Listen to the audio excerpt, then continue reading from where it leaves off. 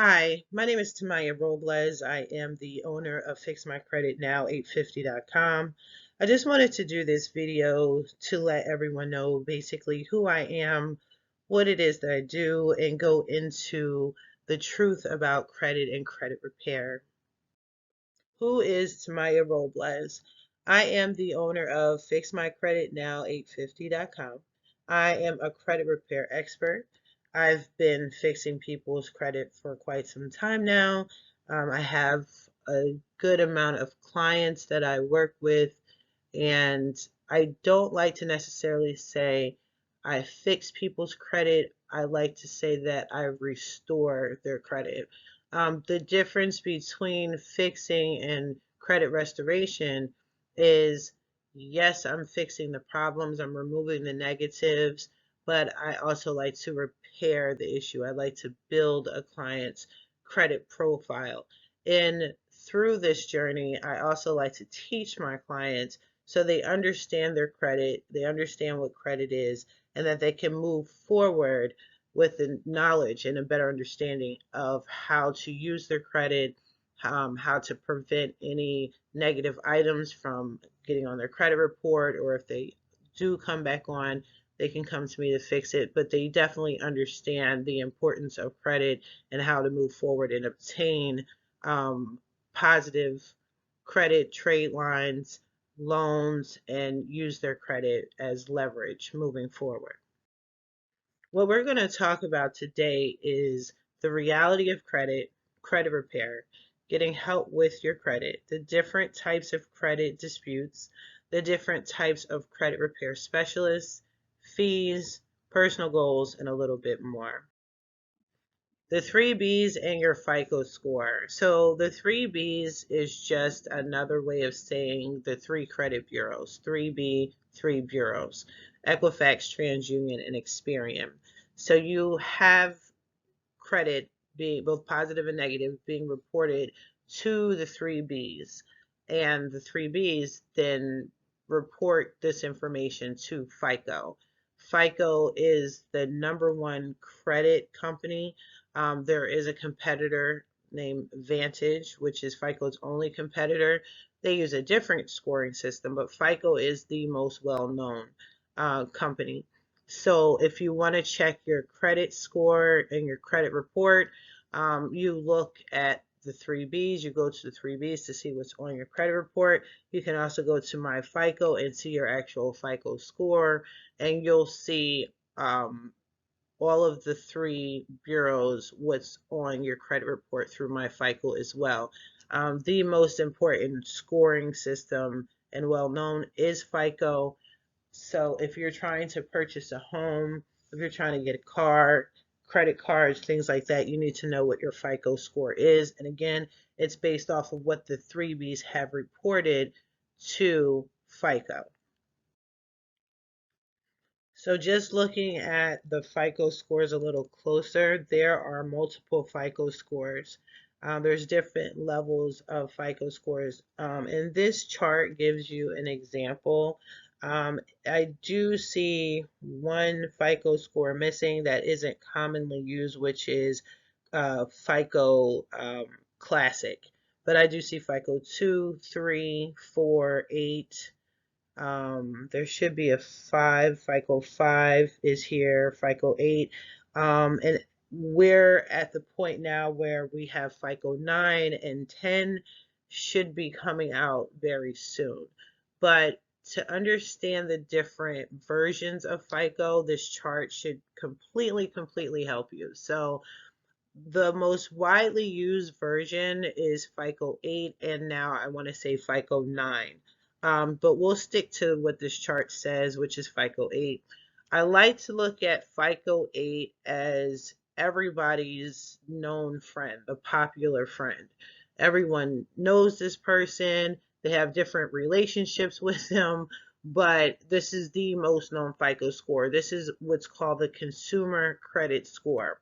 So when you go to Target or to a store and you want a store card and they run your credit, more than likely they're looking at your score 8. They can also look at your FICO 3, your 5, your 4, and your 2. But in a lot of cases, in particular when it comes to store cards, they're looking at your FICO score 8. Um, in my opinion, based off of what I've seen with the different scoring systems, FICO, your FICO 8 and your FICO 9 are more forgiving than the lower FICO scores.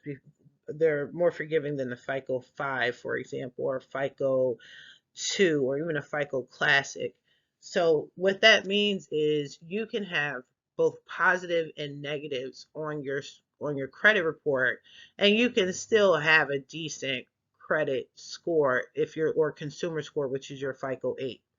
When you get into the lower scores, for various reasons, those scores are less forgiving, meaning if you have negatives, you're going to feel that impact. Your score will be drastically lower than your FICO 8 score.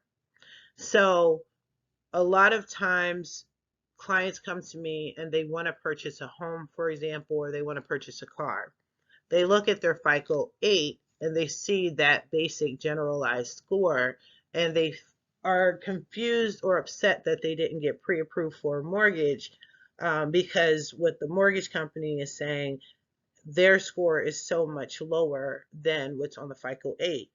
Well, that's because if you look at the chart, the mortgage companies use a FICO 2, FICO 8, FICO 4. Those scores are typically much, much lower because they're less forgiving. If you have negatives on your credit report, it's going to drastically drop your score. If you have collections, if you have late payments, if you go to my FICO, for example, it's an app that you can use and it pulls up your FICO score, and you look at these different scoring levels, it will give you a breakdown and an explanation as to why your score is the way it is with these other FICO score systems. So FICO 2, 5, and 4, it will give you an explanation. And more than likely, the score is much lower because, like I stated, they're less forgiving, and it has something to do with collections, late payments, bankruptcies, all the negatives that are on your credit report. Now, when you're trying to get a car or a vehicle auto loan, those FICO scores, as you can see, they check your FICO 8 across the board, but they also check your 2, 5, and 4.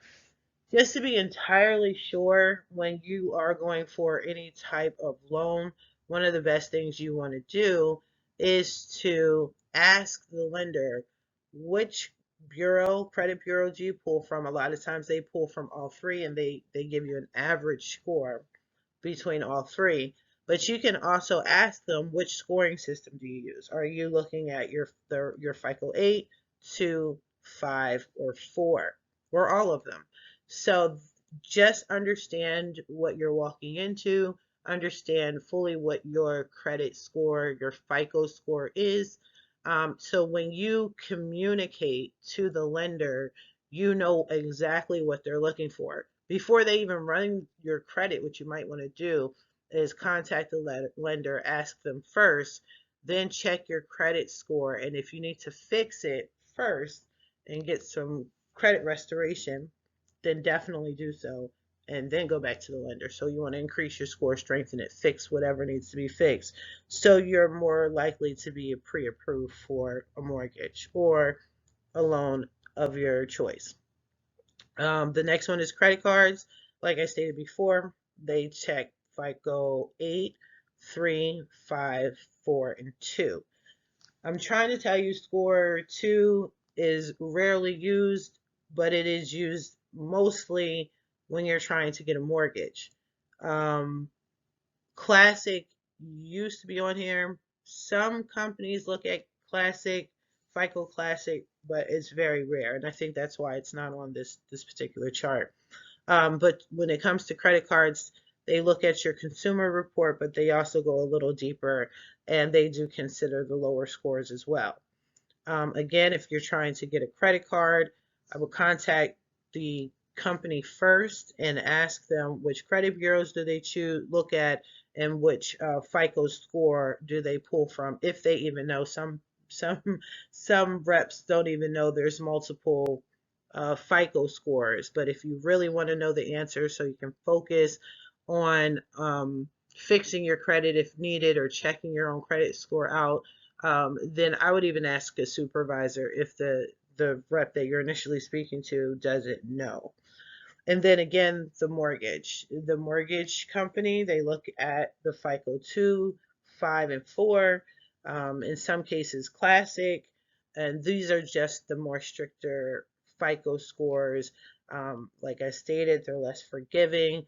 They don't really care how many positives you have on your credit report. They're solely going to focus on those negatives, which is how you're being scored through FICO. And those lower scores systems, the lower FICO scores, they're going to actually have a lower FICO number. So your FICO credit score is going to be much lower than your FICO 8, 9, and coming soon 10.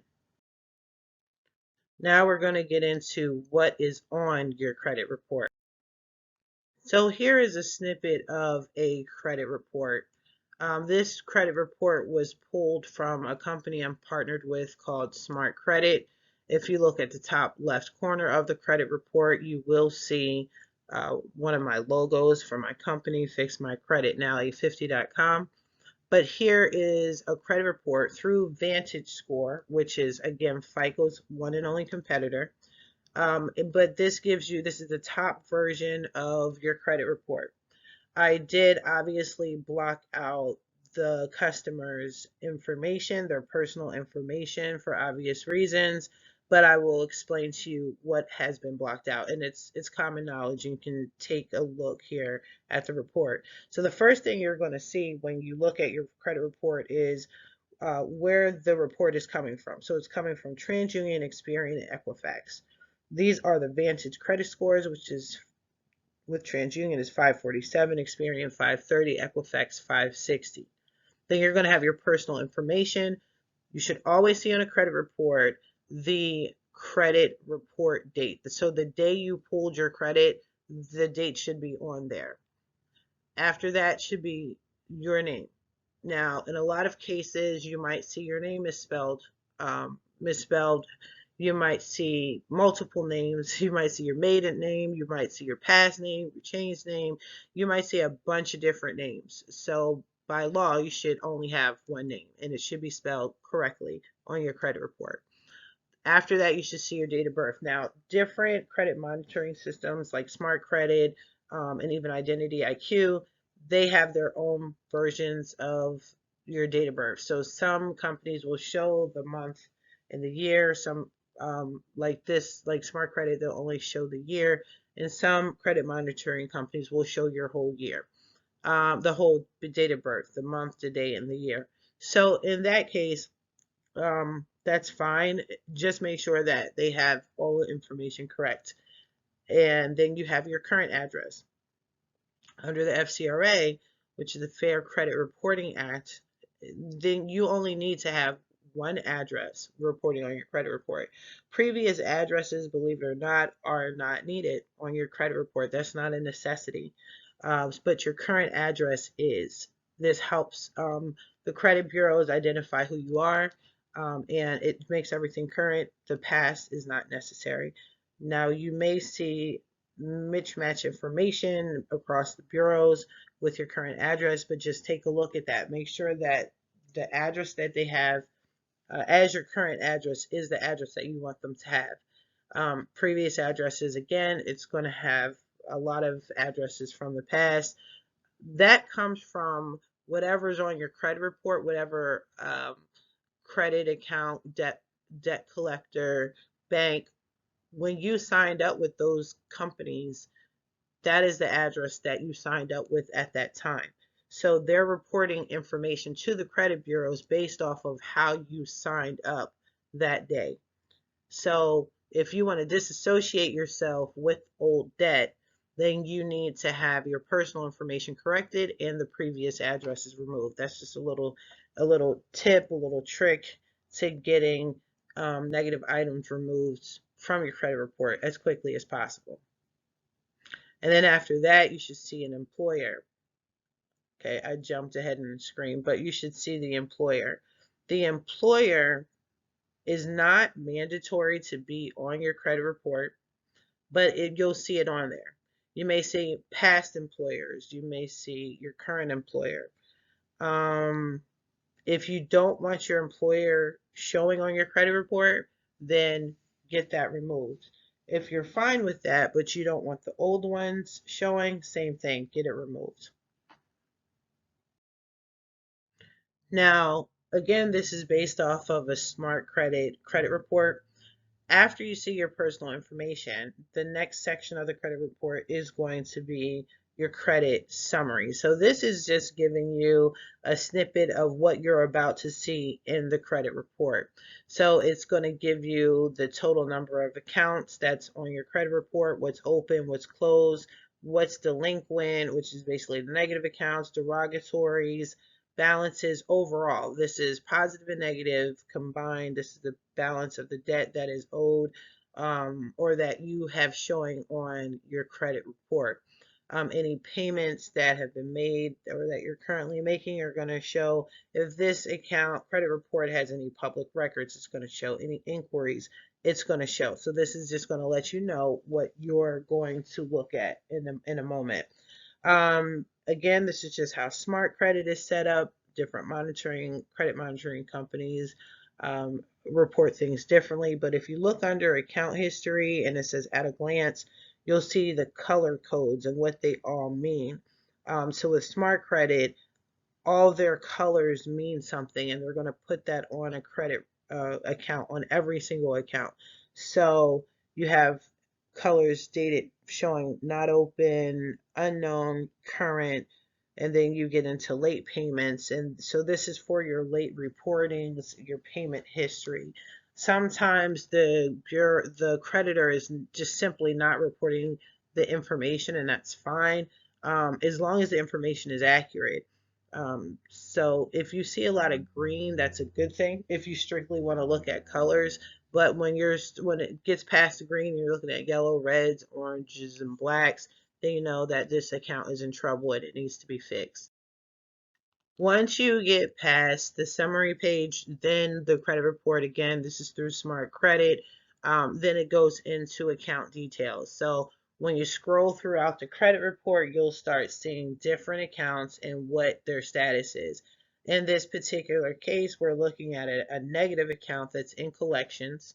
You see the name of the creditor, and you see all of the information that they're reporting to the credit bureau. For example, the account number, the high balance, the date of last activity, the date the account was opened, the date the account was closed should be on there, what type of account it is, the status of the account or the payment status, which is this is a collection charge off, the type of account, credit card. So detailed specific information is going to be on every account, positive and negative, that is reflecting on your credit report. When you continue past all the accounts down your credit report, down the page, you're going to see the next subject, which is public information.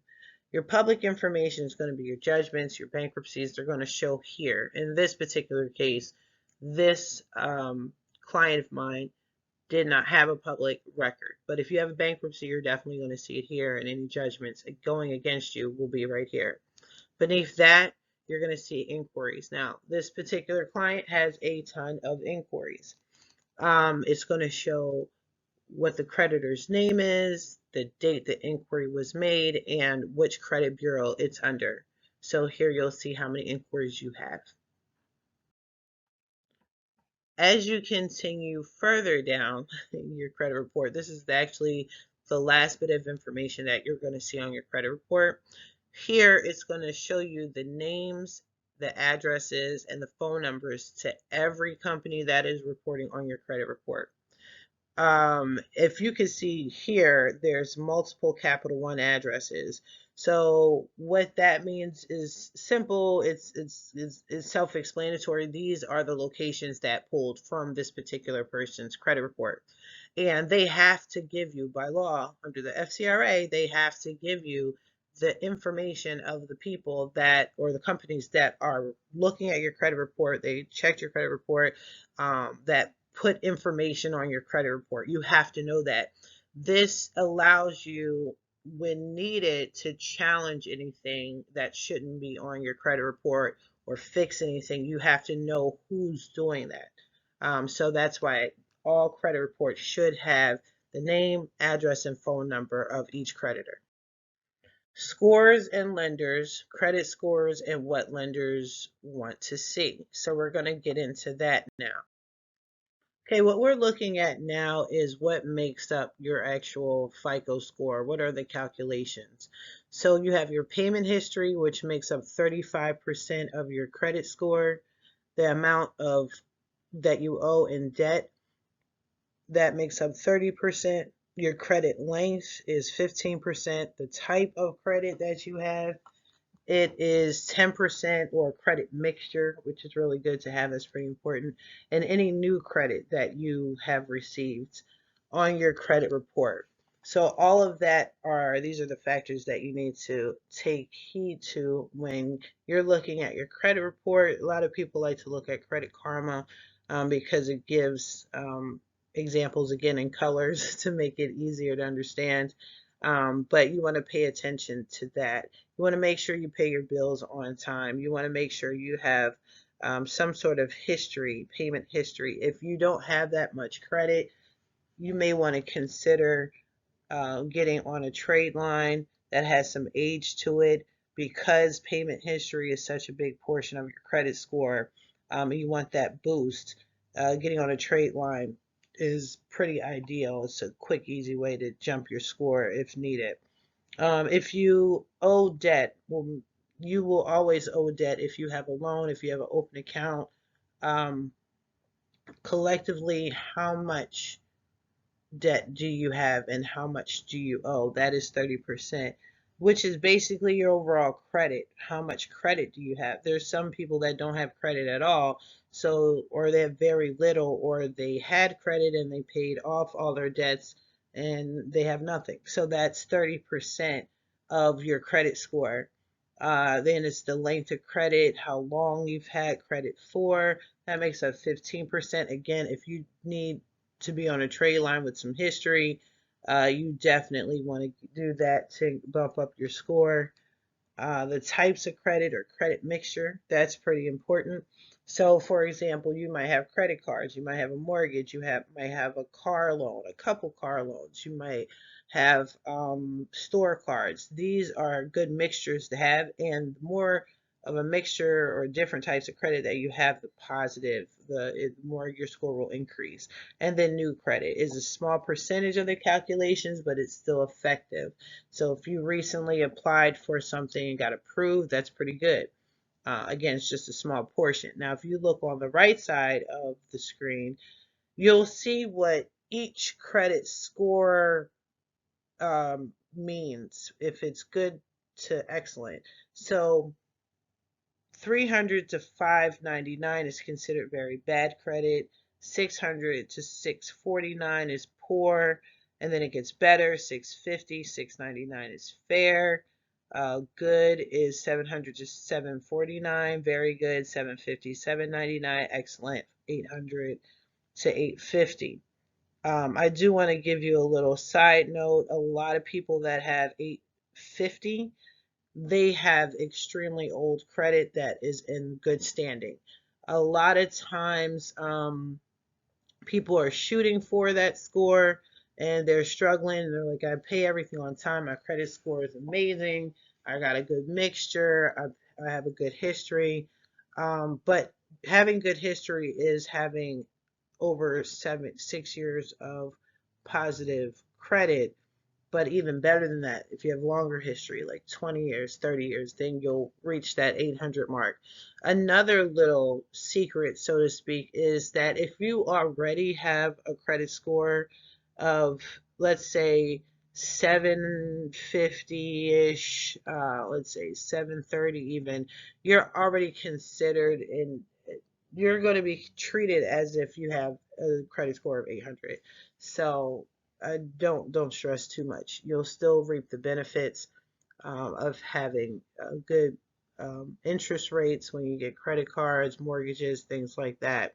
If you look closer on the screen, it even breaks down what you would and wouldn't be eligible for. So if you're in the poor, very bad range, so from 300 to 649, it says only secured loans are given for people with this type of range.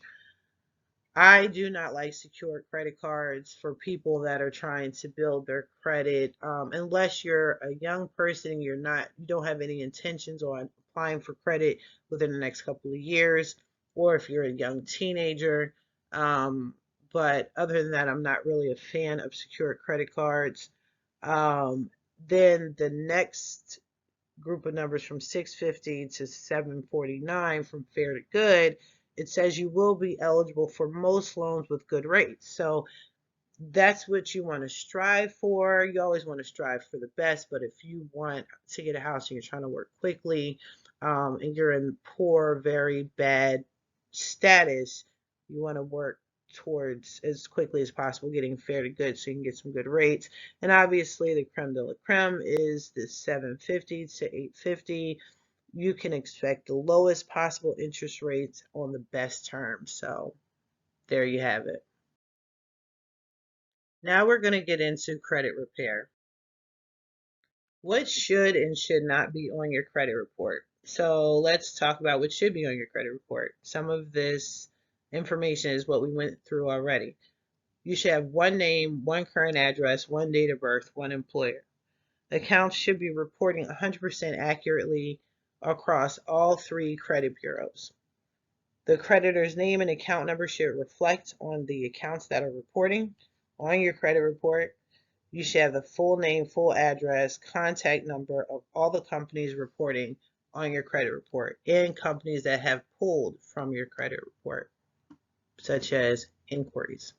What should not be on your credit report? You should not have multiple names, old addresses, incorrect date of birth, and multiple employers on your credit report.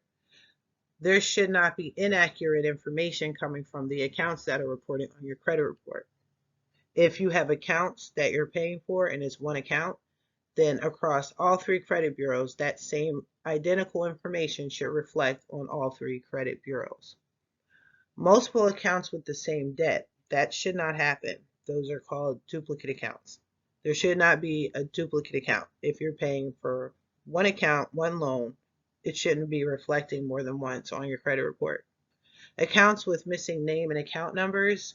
So if you ever wanted to dispute any items on your credit report and you don't have the name reporting, then how can you dispute it? So that's a major violation.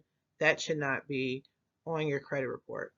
Creditors that have no contact information, as I mentioned before, and accounts that are over 7 years old. Now, people misunderstand that 7 year mark. So the 7 years old part comes from the date of the last payment made. So if you have a 15-year-old account, but the last payment you made was 2 years, the date of that last payment made 2 years ago is when the 7-year-old clock starts.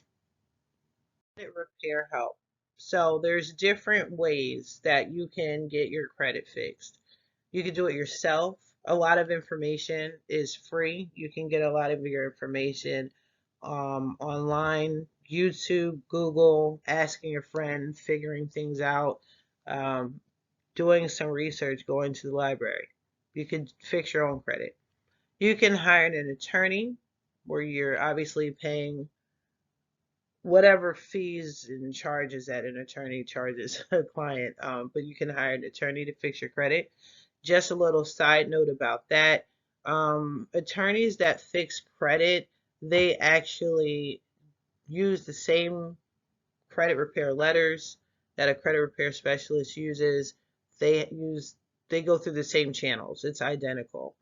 You can contact a credit repair specialist or company such as mine, fixmycreditnow850.com. And again, I'm pretty sure your average credit repair specialist is not going to charge as much as an attorney. So if you want to get an attorney, that's fine.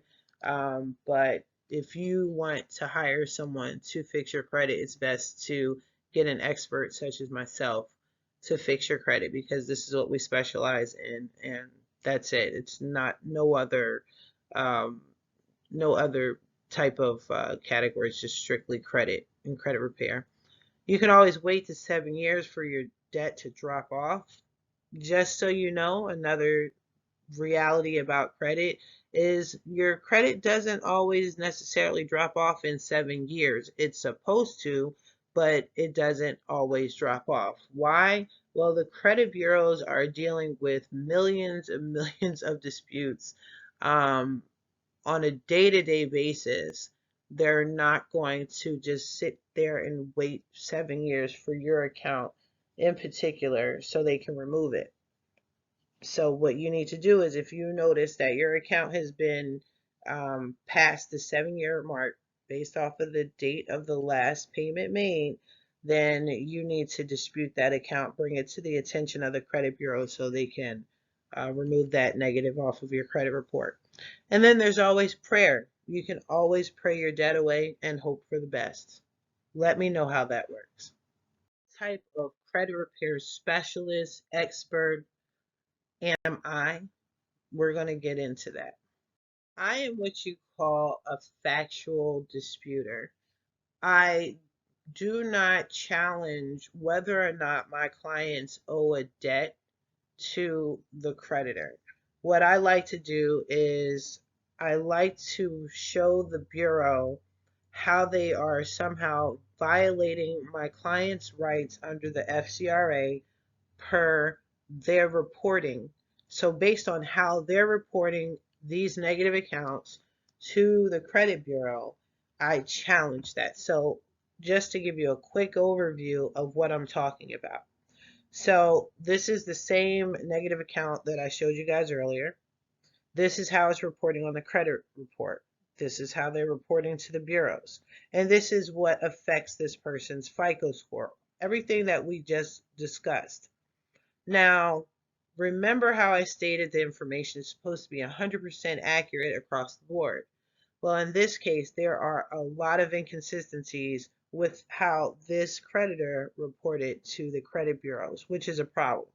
So I don't like to beg. I don't like to crawl on my knees to the credit bureaus and say, please, please, please, with a 609 letter, please, please, please remove this and show me how this is accurate and prove this and prove that. I don't need to do that. For one, that takes up too much time, too much back and forth with the bureaus and the creditors.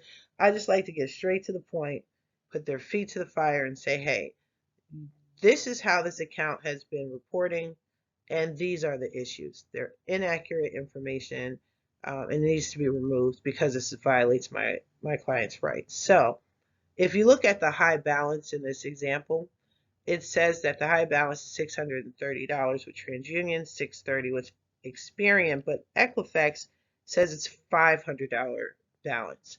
That's inaccurate information, correct? So therefore, I'm going to bring that up in my dispute letters. Now let's look at the date the account was open. This is a really good example. So TransUnion says that this account was open June 2nd, 2021.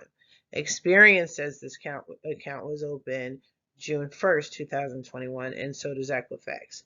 Now, even though they are off by 1 day, it's still inaccurate information. This is the type of information I'm going to bring to the attention of the credit bureaus because they can't have inaccurate information. That is a major problem.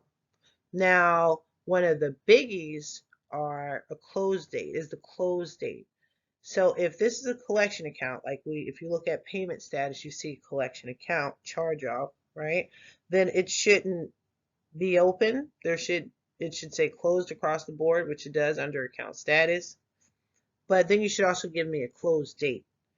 So if you look at TransUnion, Experian, and Equifax, only TransUnion has a close date. And to be honest with you, I can't even tell you if that's correct information or not. We're just going to assume because they've shown us so far that we can't trust in them. We can't rely on them because they've given us false information so far. But Experian and Equifax do not have a close date. You're saying this account is closed. You've even stated that this is a collection charge off. So when did you do this? When did you close out the account? Automatically, this account needs to be deleted from the client's credit report. So again, I am a factual disputer. I point out all the facts. I could care less the backstory. A lot of clients like to go into a long 15, 20-minute story on this debt and how and why. But I like to let them know that the bureaus don't care about the story. They don't care about you as a consumer. So we're just going to present them with facts. And we don't need their backstory. We just need to know, when are you going to take this information off? This is a complete violation of my rights on multiple levels. And when I do my dispute letters for my clients, I like to show clearly every teeny tiny thing that is wrong and every major thing that's wrong, so they can't go around it. So they can't say, oh, that was just a mistake or that was verified. No, no, no, no. Everything is wrong. Remove this account. Major violation. Oh, this is pretty important. I get this question all the time, especially during my consultation, is how much does it cost to fix your credit? I guess the real question is, how much do you love yourself and your family determines how much you're going to put into your credit and getting your credit fixed, right? So even though there's sarcasm tied into that, it is actually a real question. I've been in this business long enough to know that yes, you can fix your credit for free. You can spend $10 to get your credit fixed. I've seen someone advertise that they'll fix credit for $1.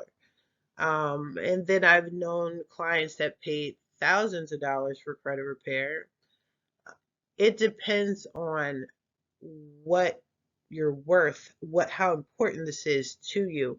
But credit repair, credit restoration, credit education, it is going to cost you money if you want it done the right way. And whether or not something is cheap is not something I can determine for you, because I don't know what is cheap and expensive to an individual. But my recommendation is to follow the person, the credit repair specialist, such as myself, Tamiya Robles, Fix My Credit Now, 850.com. Do your research. Do they have groups? Are they showing results? Do your research on them. And then when you get your free consultation and you're talking about prices, understand what all goes into fixing someone's credit, fixing your credit.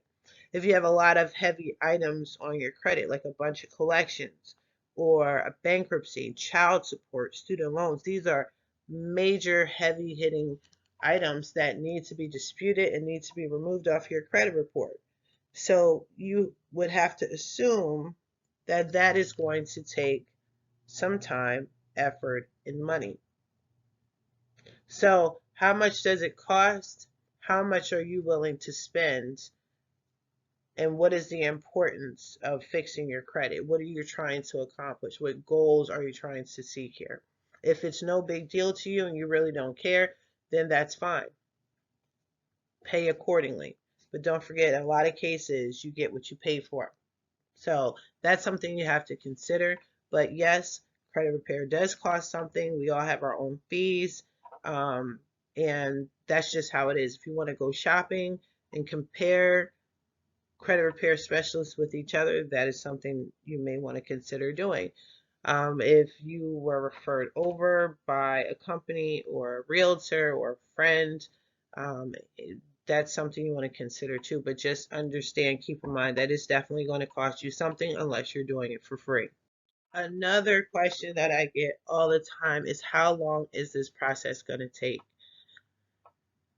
Again, this varies. It varies on what type of credit repair specialist you are using, what their methods are. We all have our own methods. I know that I don't like to keep my customers longer than necessary. A lot of them are trying to get a house like yesterday.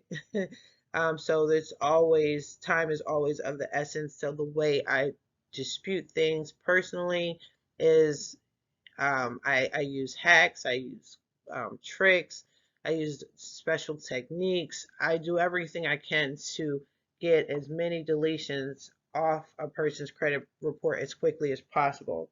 Now, I also know there's a bunch of credit repair specialists that don't like to do that. They like to do one collection at a time, and dispute one at a time. It is effective that way. However, it also elongates the process. This can drag this on for 6 months, a year, 2 years, um, because the bureaus have 30 to 45 days to respond, and sometimes they don't always respond, and you got to put in a little extra work. So it depends on what's on your credit report. It depends on how heavy the negative item is, and it also depends on the method that your credit repair specialist uses. On average, I like to tell my clients, give yourself a minimum, on average, a minimum of 3 months to get your credit fixed and restored. In a lot of cases, I'm not saying it's going to take a complete 3 months for it to be perfect or to be fixed or for you to see anything at all. But you just want to give yourself at least 3 months to see where you're at. If there's been a lot of deletions or a good amount of deletions within the 3 months, great. That means the credit bureaus are very responsive to the dispute letters, which is great. So you should know, depending on how many negative items that need to be removed, it gives you an insight on how much longer this credit process is going to take. Now, if it's been 3 months and within 3 months it's only been maybe one or two deletions here and there, then the process may take a little longer. So that's one way to determine how long this process is going to take. When you have your consultation with your credit repair specialist, for example, me, I give free consultations where I look at your credit report, I analyze the credit report, give you a plan of action, give you an estimate of how long I think it should take. I'm always going to say the same thing, 3 months, but your credit repair specialist should give you a general idea. They should speak in these terms, right? Now, another thing to consider is if you have very hard items like judgments, collections from credit cards, mortgage latenesses, things like that. It Those type of accounts take some work. And sometimes you also have to consider that you've had bad credit for quite some time. And a lot of my customers, they've never fixed their credit before, and now they're in their 40s, 50s, whatever age, and now they decide they're going to fix their credit. It wasn't an overnight process for you to mess up your credit. So it's not going to be an overnight process to fix your credit. Keep that in mind. But again, I work quickly. As soon as you hire me, I instantly send out letters that same day. You can follow me. I do hacks, tricks, the works to speed this process up as quickly as I can on my end. But the reality is we are at the mercy of the credit bureau, and they have 30 to 45 days to respond in writing to you. But we do expect some sort of movement within that 30 to 40 days. But if they don't, it's okay. By law, they have 30 to 45 days. So the dispute process does vary. Now that you've crossed the finish line, you're at the end of the road, you understand your credit, you see the negatives that are on your credit report, you decided to either do it yourself or hire someone, you fixed your credit, you are fixing your credit. What do you do now? So ultimately, if you've completed your letters or you've hired someone, you basically just wait. You wait, you check periodically with your credit repair specialist for results. If they have a software system, you really don't need to reach out to them. You can check your account on the software. You can check Credit Karma. You can periodically check and see. You'll get notices in mail from the credit bureaus, or you should, what has been deleted, what hasn't been deleted. Once you're done, and you finish the credit repair process, then you can now start educating yourself on what you can do, work with your credit repair specialist if they know someone like myself, I know what you can do after you better your credit, other options. Do you want to build? Do you want to get credit cards? How to get credit cards? Any tips with that?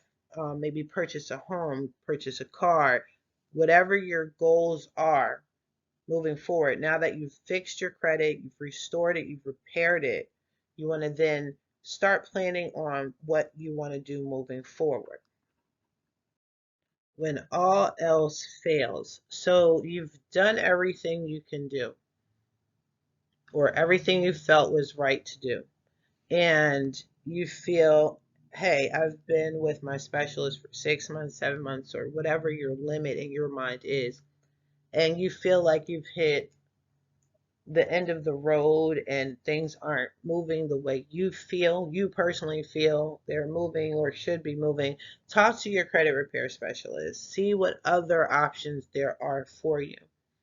In a lot of cases, credit repair goes beyond dispute letters. I mean, we can actually report some of these creditors to a higher authority.